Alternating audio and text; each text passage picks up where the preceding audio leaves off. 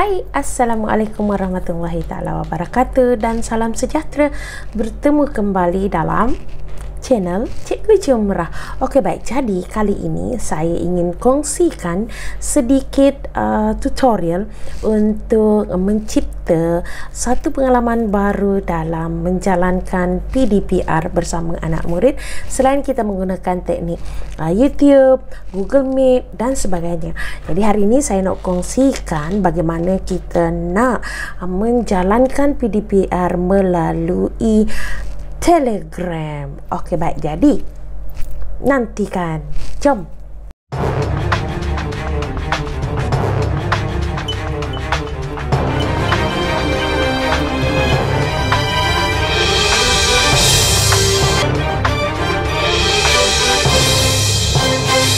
Okey, jadi ingat, sebelum saya nak meneruskan dengan perkongsian saya, harus diingat ada beberapa perkara yang perlu kita ingat dan perlu guru-guru ingat. Yang pertama, okey, Telegram mestilah diupdate. Okey, mestilah diupdate sama ada guru dan juga murid. Okey, itu yang pertama. Yang kedua, bagi guru untuk menggunakan komputer ataupun laptop, guru-guru perlu menggunakan Telegram desktop. Okey, bagi pengguna MacBook ataupun iOS, tolong update dulu iOS dan juga gunakan Telegram desktop yang di-download daripada desktop.telegram.org. Okey, jangan gunakan Telegram site. Okey, Telegram Lite, bukan site, Telegram Lite, sebab memang Telegram Lite dia tidak berfungsi untuk video calling dan juga presenting. Okey, hanya berfungsi untuk chatting sahaja, chatting live. Okey, baik. Jadi saya teruskan. Kalian boleh lihat, kalian boleh lihat di paparan yang saya sediakan ini.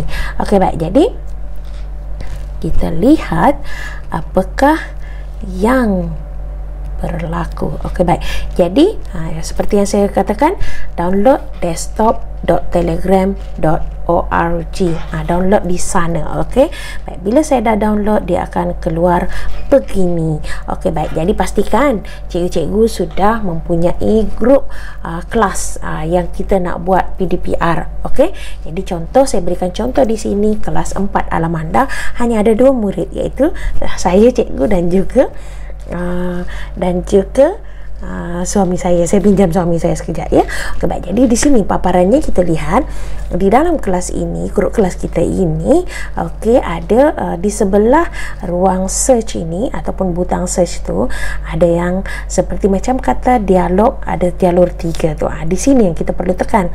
Okey, tekan yang ini. Okey, kemudian kita sebagai Cikgu Jumrah contohnya, jadi kita sebagai guru, kita boleh gunakan inilah ataupun yang ini boleh, tapi sebagai personal display lah, yang mana satu kita nak displaykan lah untuk kita punya channel inilah. Okay, dan kita terus continue sahaja. Okey, baik. Jadi di paparan murid sebenarnya, okey, ini ada masalah. Kalau ada berpusing-pusing macam ni, bermakna kita ada masalah internet lah. Saya sendiri ada masalah internet sebenarnya, ada gangguan. Tapi di paparan saya tunjukkan dahulu di paparan murid bagaimana sementara menunggu. Okey, di sini di paparan murid saya tunjuk, dia akan keluar begini. Jadi murid perlu tekan join. Okey, tekan join dan macam ni. Okey, murid dah nampak dah, dan di paparan guru juga dah ada murid join. Okey, dan kita perlu klik unmute ini supaya suara cikgu boleh didengar. Klik sekarang. Okey, nampak? Okey, dan seterusnya kita perlu ni ada masalah internet lagi. Okey, seterusnya kita kena buat apa lagi untuk contohnya kita nak tayangkan muka kita. Okey, jadi kita perlu tekan di bahagian yang video tu. Yang sekarang ni video saya tidak berfungsi dan murid tidak dapat nampak saya lah. Okey, disebabkan saya tak tekan video. Jadi kita just tekan video akan menampakkan wajah kita. Jadi di paparan murid juga akan dapat melihat wajah kita. Okey, tapi sementara ini sekarang ni saya ada masalah internet, jadi murid tidak dapat melihat seperti yang kita lihat di sini. Murid tidak dapat melihat dengan baiklah. Okey, jadi tak mengapa, kita cuba lagi. Sekarang ini saya cuba share screen. Okey, saya cuba share screen. Cikgu juga boleh berkongsi apa-apa untuk murid-murid lihat.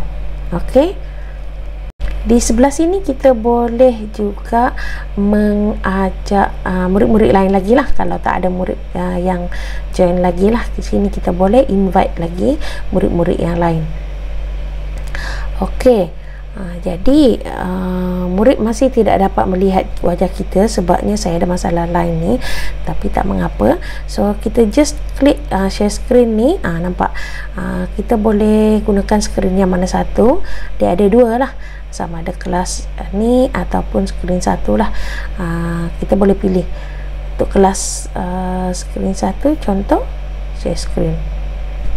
Okey, jadi di paparan murid sekarang ada dua skrin. Okey, jadi murid boleh nampak ataupun lihat apa yang kita cuba paparkan. Okey, nampak? Okey, apa yang kita nampak di komputer, murid akan boleh nampak. Contohnya kalau kita nak buka PowerPoint misalnya, murid akan nampak. Okey, ini paparan murid. Okey, murid nampak dan murid boleh tekan untuk melihat dalam PowerPoint yang kita tunjuk. Contoh macam ni, nampak kan? Okey, jadi murid boleh melihat paparan kita dalam masa yang sama dengan kita tunjukkan. Okey, nampak tak tu? Okey, senang kan? Jadi saya harap perkongsian ini bermanfaat. Cikgu-cikgu boleh mencubanya. Dan saya rasa dianya sangat membantu selain daripada penggunaan Google Meet. Dan selain daripada itu, sebenarnya kita juga boleh merekod. Kalau perasan di sini, saya stop sharing dulu sekejap ya. Okey, kalau perasan di sini kita ada bahagian ni start recording untuk merekod. Okey, kita boleh merekod dekat ni, bahagian yang titik 3 ni, start recording. Kita boleh rekod. Okey, baik. Jadi itu saja perkongsian untuk kali ini. Saya harap semuanya berguna untuk cikgu-cikgu. Selamat mencuba. Assalamualaikum.